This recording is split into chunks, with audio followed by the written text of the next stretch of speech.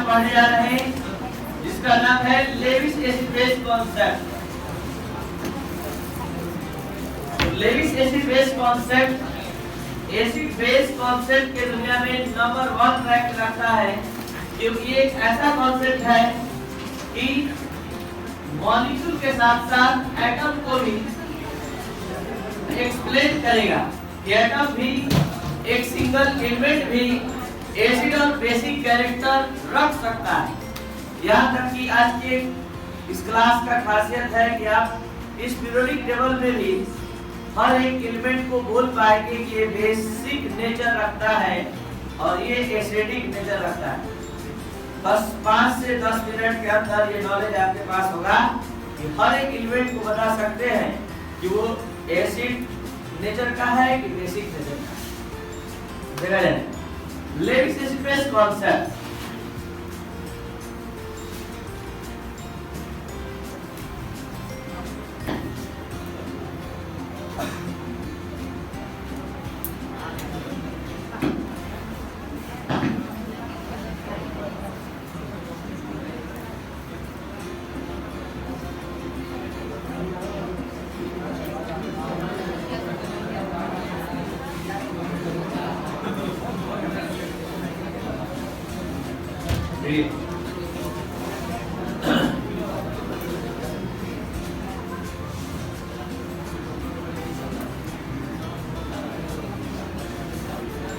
Lewis acid base concept के अंतर्गत यहाँ पर जो एक्सप्लेनेशन दिया जाएगा, एक ही साथ एसिड और बेस दोनों को डिफाइन किया जाएगा और साथ ही साथ एक सिंगल मॉलिक्यूल या एटम कैसे एसिडिक और बेसिक डिफाइन किया सकता है ये भी बताया जाएगा।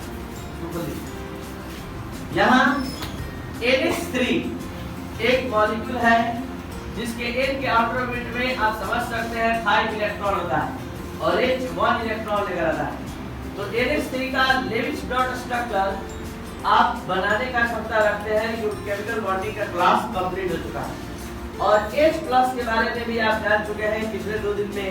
H+ एक ऐसा केमिकल स्टेटस है जिसके पास एक भी इलेक्ट्रॉन नहीं है। अगर इसको आप चाहिए भी तो हीलियम के इक्विवेलेंट पूरा करने के लिए डायरेक्ट 2 इलेक्ट्रॉन चाहिए। तो यहाँ NH3 और H+ जैसे ही एक दूसरे के संपर्क में आएंगे तो ये अपना एक लॉन पेयर इलेक्ट्रॉन H+ को डोनेट करेगा और डोनेट करने से ये अपने आप को साबित करेगा कि हम लेविस बेस हैं। हमारे पास एक पेयर इलेक्ट्रॉन डोनेट करने की क्षमता है और ये एक्सेप्ट करके अपने आप को प्रूव करेगा कि ये लेविस एसिड है। पिछले क्लास लेक्चर में आप पढ़े 2 कॉन्सेप्ट, एक पढ़े अर्हेनियस, एक पढ़े ब्रॉन्स्टेड। अर्हेनियस के अनुसार H+ डोनेट करने वाला एसिड, OH- डोनेट करने वाला बेस। ब्रॉन्स्टेड के अनुसार प्रोटॉन डोनेट करने वाला एसिड और प्रोटॉन एक्सेप्ट करने वाला बेस। थोड़ा सा आप लोग को ध्यान रखना होगा इसके बाद कि ये बात सही है कि लॉन पेयर इलेक्ट्रॉन एक्सेप्ट करने वाला एसिड कहलाता है और लॉन पेयर इलेक्ट्रॉन डोनेट करने वाला बेस होता है। लेकिन 2-3 मंथ बाद आपके माइंड में यही रहेगा कि लॉन पेयर इलेक्ट्रॉन डोनेट करने वाला एसिड हो जाएगा। तो ये गलत हो जाएगा क्योंकि आप माइंड में ये सेट करके रखे हैं कि प्रोटॉन देने वाला एसिड, H+ देने वाला एसिड। तो उसी तरह आप बाद में बोलने लगते हैं, बहुत सारे स्टूडेंट जो पिछले क्लास में पास आउट हुए हैं वो भी बोलने लगते हैं कि लॉन पेयर इलेक्ट्रॉन डोनेट करने वाला एसिड होता है। नहीं, लॉन पेयर इलेक्ट्रॉन एक्सेप्ट करने वाला एसिड होता है। तो इसके केस में इस लेविस एसिड बेस कॉन्सेप्ट में एसिड वैसा सब्सटेंस है जो लॉन पेयर इलेक्ट्रॉन एक्सेप्ट करता है। अब एसिड का कंप्लीट डिफिनेशन सुनने से पहले 1-2 एग्जांपल और देखा जाए। ये है O2 मॉलिक्यूल, ये है O एटम। दोनों में बहुत ज्यादा डिफरेंस है। ये एक मॉलिक्यूल है और ये एक एटम है। इसमें दोनों का ऑक्टेट पूरा है, इसमें इसका ऑक्टेट पूरा नहीं है। O के आउटर ऑर्बिट में कितना होता है 6। एक पेयर इलेक्ट्रॉन ये गेन किया, गेन करने से ये अपने आप को साबित किया कि हम लेविस एसिड हैं और ये अपने आप को साबित किया कि हम लेविस एसिड हैं। तो एक पेयर इलेक्ट्रॉन ये क्या किया एक्सेप्ट। तो इसके आधार पर आप इस सिंगल एटम को आप एसिड या बेस कहने लगे। तो अभी तक आप क्या देख रहे हैं कि ये ऑक्सीजन एटम है और इसको देख रहे हैं कि ये एक मॉलिक्यूल है। तो आप इसको कह रहे हैं ये लेविस एसिड। तो अब इसको एटम मत समझिए, आप इसको थोड़ा समझिए कि ऑक्सीजन क्या है आपके अनुसार, मेटल है कि non metal. Oxygen non metal है, जो स्टूडेंट नहीं जानते हैं जान लीजिए। इसके आउटर ऑर्बिट में 1 2 3 होता है, वो क्या होता है? 4 होता है सब मेटल और 5 6 7 होता है। इसके आउटर ऑर्बिट में 6 है और इसके आउटर ऑर्बिट में 8 होता है, वो नोबेल गैस होता है। जरा ध्यान दिया जाए अच्छे से। 1 2 3 होने पर मेटल, 4 होने पर सब मेटल और 5 6 7 होने पर तो आप इसको क्या कह रहे हैं? और नॉन मेटल होते हुए इलेक्ट्रॉन क्या किया? गेन किया। गेन करने के आधार पर आप लेविस एसिड बोले।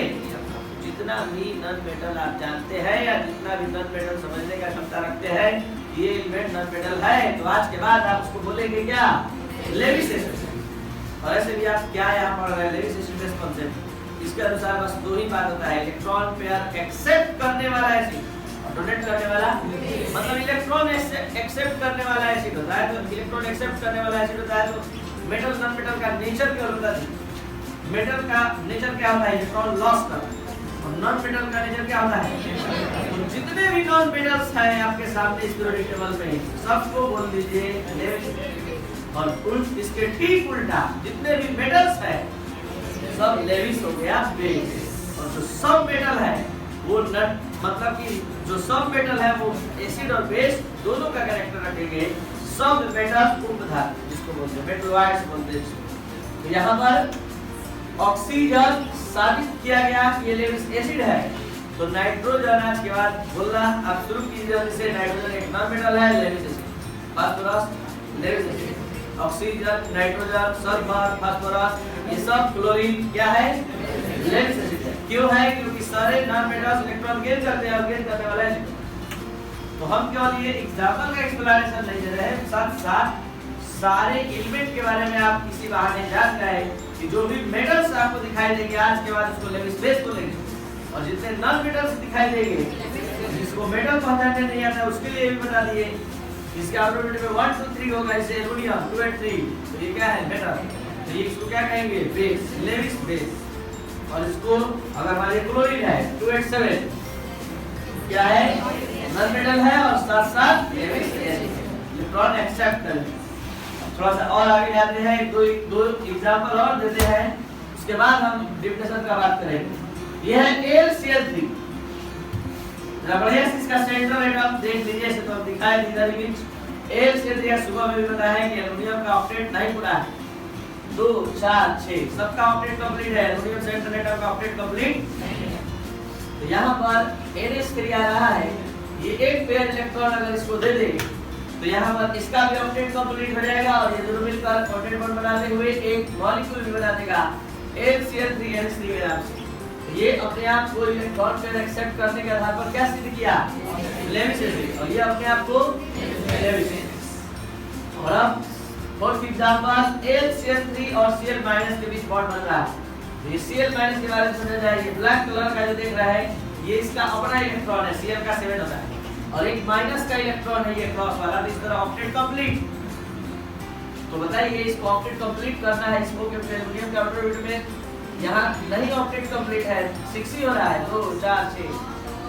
तो यहाँ पर एक पेयर इलेक्ट्रॉन ये एक्सेप्ट कर ले, तो एक्सेप्ट करते ही ये बन जाएगा एक बढ़िया आयन AlCl4 बैंड, जिसका यूज हम लोग आगे की क्लास में न्यूक्लियोफिलिक और इलेक्ट्रोफिलिक सब्स्टिट्यूशन रिएक्शन में देखेंगे और फ्राइडक्राफ्ट रिएक्शन में देखेंगे। और ये लाइन का यूज होगा उस मैकेनिज्म में। फिलहाल इतना समझिए कि इलेक्ट्रॉन पेयर डोनेट किया, डोनेट करने के आधार पर लेविस बेस है और ये एक्सेप्ट करने के आधार पर क्या है? लेविस। और अब 4 एग्जांपल के आधार पर शुरू हो रहा है डिफिनेशन। जैसे हम लिखवाए, एसिड वैसे सब्सटेंस है जो एटम भी हो सकते हैं, मॉलिक्यूल भी हो सकते हैं, कैटायन भी हो सकते हैं, एनायन भी हो सकते हैं, लेकिन जिसके बाद साथ ही साथ क्या होता है कि सॉलिड सिस्टम के प्रेजेंस में या एब्सेंस में लोन पेयर इलेक्ट्रॉन एक्सेप्ट करने की क्षमता होती है। तो किस मामले में आप बड़ा देख रहे हैं? पिछले पढ़ाए गए दोनों टॉपिक्स या कॉन्सेप्ट से, पहला कि ये प्रेजेंस सॉलिड सिस्टम के प्रेजेंस में भी एक्सप्लेनेशन कर सकता है और एब्सेंट में। दूसरा, ये केवल मॉलिक्यूल और कैटायन एनायन का नहीं, साथ साथ एटम का भी एसिडिक और बेसिक कैरेक्टर का एक्सप्लेनेशन कर सकता है। बेस के बारे में हमने बताया, बेस ऐसे सब्सटेंस हैं जो एटम, मॉलिक्यूल, कैटायन, एनायन हो सकते हैं और जो किसी सॉलिड सिस्टम के प्रेजेंस में या एब्सेंस में दूसरे सब्सटेंस को लोन पेयर इलेक्ट्रॉन डोनेट करने की क्षमता रखते हैं। तो ये अपने आप को साबित किया लेविस बेस है। इसमें ये अपने आप को साबित किया लेविस बेस है, क्योंकि ये लोन पेयर इलेक्ट्रॉन डोनेट कर रहा है। हर डोनेट करने वाला लोन पेयर इलेक्ट्रॉन डोनेट करने वाला लेविस बेस है। तो आज के क्लास का एक लाइन केवल आपके माइंड में हमेशा रहेगा, और वो यही कि lone pair electron acceptors are Lewis acid. Lone pair electron accept करने वाला लेविस एसिड होता है। तो बेस तो इसी तरह याद रहेगा, डोनेट करने वाला क्या होता है? बेस। और उसी से फिर सारा कॉन्सेप्ट आपके सामने आएगा। और एक दूसरा लाइन और रख लीजिए दिमाग में, ऑक्सीजन लेविस एसिड होता है। तो जब ऑक्सीजन याद रहेगा कि लेविस एसिड होता है, तो याद रहेगा कि नॉन मेटल लेविस एसिड होता है। और जब नॉन मेटल लेविस एसिड होता है तो मेटल, इस तरह सारा कॉन्सेप्ट ही याद रहेगा। और यहीं से थोड़ा सा और आप लोगों को बता दें कि ऑल कैटायंस आर, जिस पर भी पॉजिटिव चार्ज होता है, निश्चित इलेक्ट्रॉन की कमी होती है, तो all cations are Lewis acid. और जिस पर भी इलेक्ट्रॉन की अधिकता होती है, तो all anions are Lewis base. और यहीं से एक और तीसरा कॉन्सेप्ट, दो कॉन्सेप्ट ये हो गया, all cations are Lewis acid, all anions are Lewis base. और यहाँ तीसरा कॉन्सेप्ट देने जा रहे हैं, वैसा मॉलिक्यूल जिसके सेंट्रल एटम पर ऑक्टेट नहीं पूरा होता है, जैसे कि LCl, जैसे कि BCl, इसके सेंट्रल एटम पर ऑक्टेट ही नहीं कंप्लीट है, गिनिए ना, 6 ही पूरा है।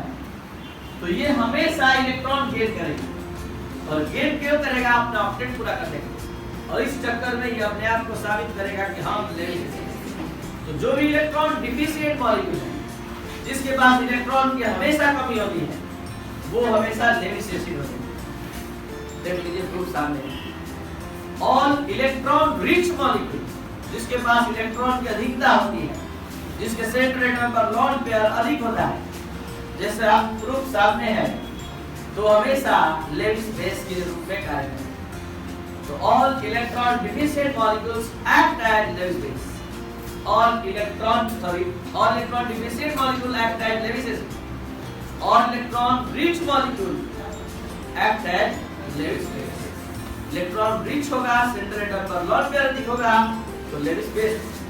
और सेंट्रल एटम पर इलेक्ट्रॉन की कमी होगी, तो लेविस